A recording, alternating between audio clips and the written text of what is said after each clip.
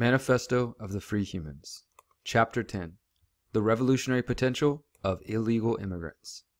We are going to take a look at one more area of conflict among students of radical political philosophy.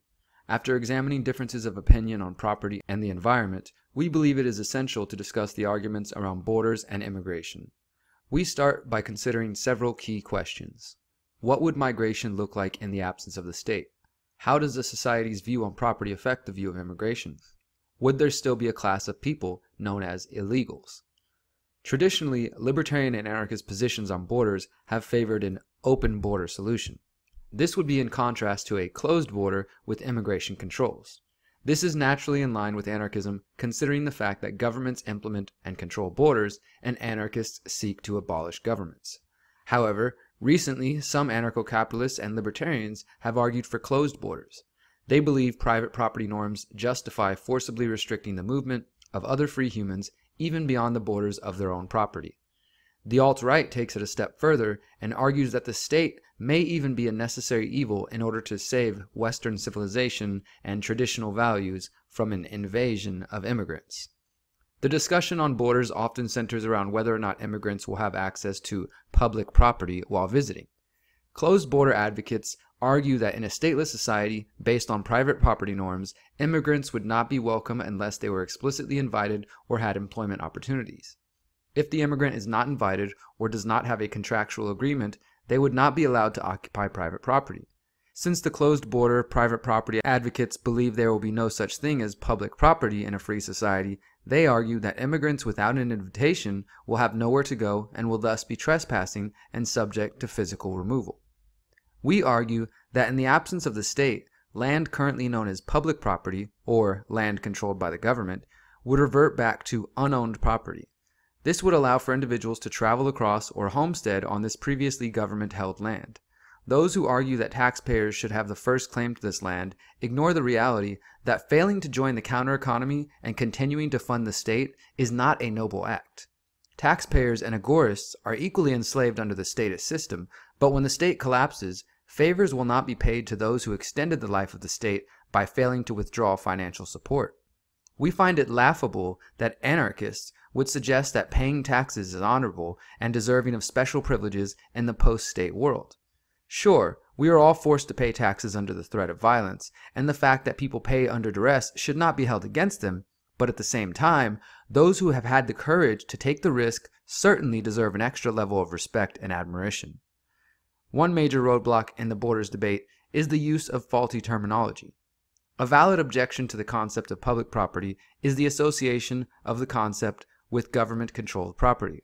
However, we do not think that public property needs to be exclusively thought of as government property. In his essay In Defense of Public Space, libertarian thinker Roderick T. Long discusses the problems with the public and private debate. Quote, "When we think of public property, we think of government property, but this has not traditionally been the case. Throughout history, legal doctrine has recognized, alongside property owned by the organized public, that is, the public as organized into a state and represented by government officials, an additional category of property owned by the unorganized public. This was property that the public at large was deemed to have a right of access to, but without any presumption that government would be involved in the matter at all. I have no interest in defending public property in the sense of property belonging to the organized public, i.e. the state. In fact, I do not think government property is public property at all. It is really the private property of an agency calling itself government. What I wish to defend is the idea of property rights inherent in the unorganized public." End quote. It seems as if the time has come to abandon terms like open and closed borders in favor of decentralized borders. We imagine a free society with decentralized borders would consist of a mixture of open borders, closed borders, public property, private property, and unowned land. We believe a network of competing public and private spaces which allow for freedom of movement is most consistent with the sovereignty of the individual. Regardless of theoretical concerns, government borders are a utopian idea to begin with, especially when considering areas as large as Europe and the United States. In most of the world, and especially in Western countries, governments can't even secure their own prisons and airports, which increasingly resemble fortresses. Furthermore, creating an effective and staffed wall for the border of the U.S. is barely even physically or financially possible. Over the course of a 3-year project, The U.S. government spent $2.4 billion to build 670 miles of very unimpressive fencing along the Mexican border. Considering the U.S. shares roughly 6,000 miles of international borders, it would cost $19 billion to construct a small, unimpressive fence along that entire border. This figure does not include the cost of staffing the fence or the cost that would come along with making a fence large enough, the barbed wires, weapons, and a buffer zone. These additional expenses could easily double or triple the cost of the project. Not to mention, this militarized border would require an expansion of the already bloated police and surveillance states. Currently, most of the U.S. border is not even fenced or staffed with military, and there has been no major disaster as a result. Some would argue the violence along borders, particularly the southern border between the U.S. and Mexico, is an example of a major disaster that could be remedied with tighter border controls. However, it is the state and the insistence on intervening in free humans' movement and exchange of goods which fuels the cartels and gangs that cluster around distribution points along the border. The blame should be placed on the restriction of movement that comes along with closed borders, not a lack of border control. Even if a massive wall were built and soldiers were staffed every few feet, the closed border would create a demand for immigration and thus a huge financial incentive for soldiers and government workers to use their positions to smuggle people inside. This is exactly why drugs and contraband flow through prisons behind many layers of walls and barbed wire. Even at airports, which are now as secure as prisons, people are still capable of sneaking guns and other prohibited items onto flights.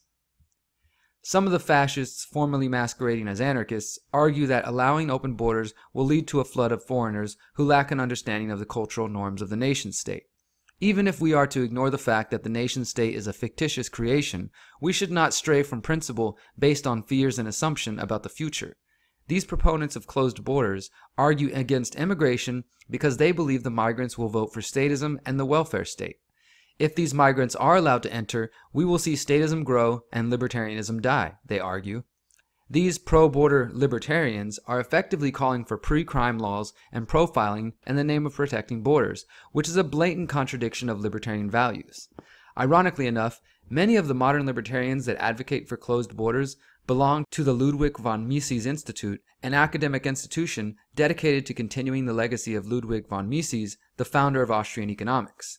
Mises was a Jewish refugee during World War II and would have likely been killed by closed borders policies. Just as the statists will argue in favor of a surveillance state to prevent terrorism, the border thumper will try to ban movement in the name of saving Western civilization. Whether the argument for a closed border is coming from the left or the right, it is based on the worldview of central planners who do not have faith in the power of individuals to self-organize. Our final suggestion on the topic of immigration and borders may sound like heresy to some, but we believe it offers the only possibility of creating harmony among free people and thus furthering our opportunities for a world without a state. Conversation.